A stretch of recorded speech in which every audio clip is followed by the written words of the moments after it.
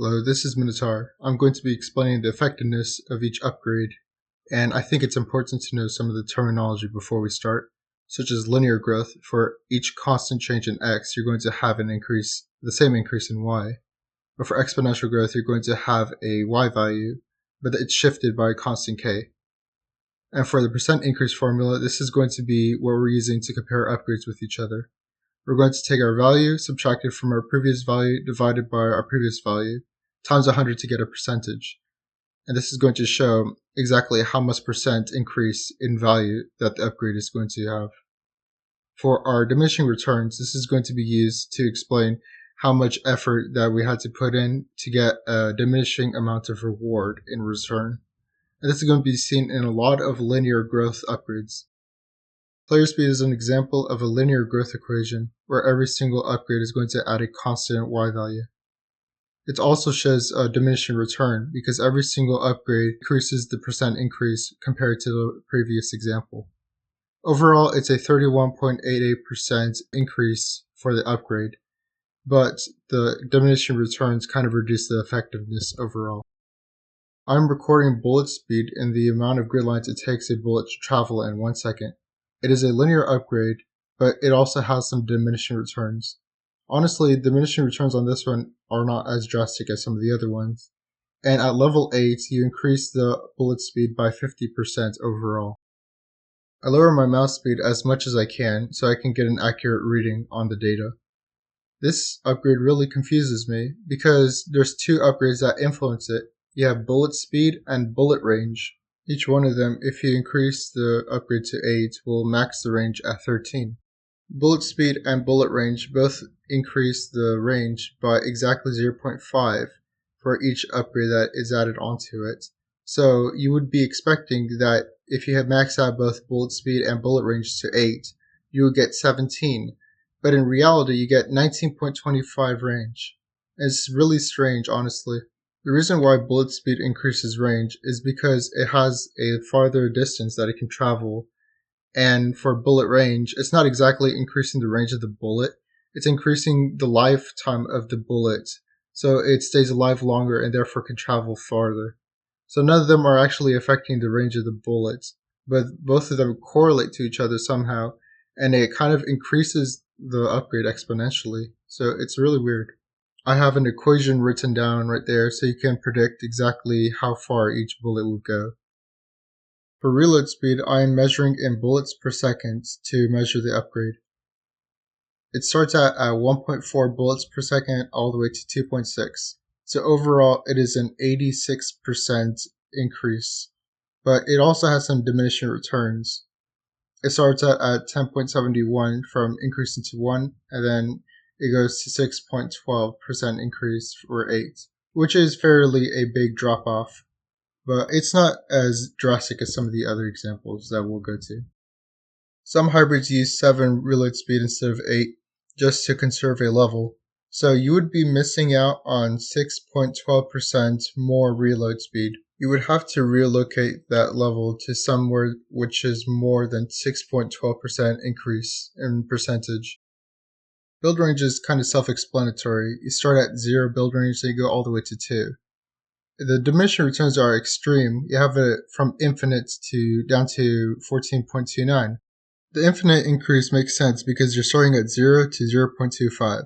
0.25 is an infinite amount more than 0. Tower shield runs on a 5-second cycle. Each upgrade will increase the amount of seconds the shield is on, like at 6, which increases the amount of seconds to 2.5, and that's 50% of the cycle. The diminishing returns are similar to build range because it starts at 0 tower shield. Force shield is used by the elite and it's only a third of the cycle. HP is going to be measured in tower hit points, so how much HP each tower has. Every single odd level of tower HP is going to count towards the previous level. So 1, 3, 5, and 7. 1 is going to count towards 0, 3 is going to count towards 2, 5 is going to count towards 4, and 7 is going to count towards 6. So like at 7, you're going to have 4 HP because the one before it was 6 and it had 4 HP. This is because you can't have half of an HP, so you can't increase it linearly, and it has to have spaces in between each one. A lot of shooters will use dual fire or clone with their hybrids, and with the max amount of reload being 2.6 bullets a second, you would have about 0.77 of a second to reheal the tower. So honestly, I do not see the benefit of using anything lower than 8 HP, which is going to be 5 tower HP. Because if you break the tower, you're going to remove the defense line, and you want to have the tower unbroken. And anyway, the diminishing return on top of it isn't really that bad. The max amount of level that you get is a 25% increase from the previous value. The most efficient hybrids would have HP maxed because it is 400% more than the base value when it's at upgrade 8. And same thing with reload speed, but it is 85.71% more than the base value when it is at 8. For bullet speed and bullet range, they both should be around the same value just because they fit an exponential upgrade. And player speed should be minimized as much as possible because it provides the least amount of percentage increases. That would theoretically be the most efficient hybrid possible in terms of upgrades, but I know a lot of people would not like to limit their player speed just in order to have more bullet range. So I suggested increasing player speed at least to 3 or 4 and no higher. For builders, it's a lot more simpler. Obviously, you would have HP and build range maxed. And tower shield, you would try to get that to 6 if possible, but for elites, I would suggest 4 because you're limited to that. Builders often use a reload builder hybrid, which utilizes finger dancing, which is when you build and shoot in rapid succession, alternating between the two. So I wanted to see if there was any relation or kind of like inhibitory factor between reload speed and player speed, because obviously you can't shoot and build at the same time. The closest you can place a tower next to each other is one grid line. Player speed and reload speed are both dependent on the amount of grid lines that the player or bullet travels every second. So I looked at the relation as well between those two.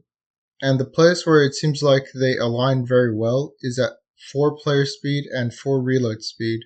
With 4 player speed, you would be moving 4 grid lines every second, which gives you the ability to place 4 towers every second in the most ideal circumstance. With reload speed, you would be shooting 2 bullets every second for 4 reload speed. A lot of people would use 6 player speed and 6 reload speed, but 6 player speed is 4.27 grid lines every second, and half of that is not exactly 2.3 bullets per second. So you're going to be shooting a little bit faster than you can place down towers. Honestly, I think the strategy is to use the most amount of reload speed possible, just because you can have more percent increases with that in comparison with player speed. So probably like 8 reload speed and 4 player speed would work.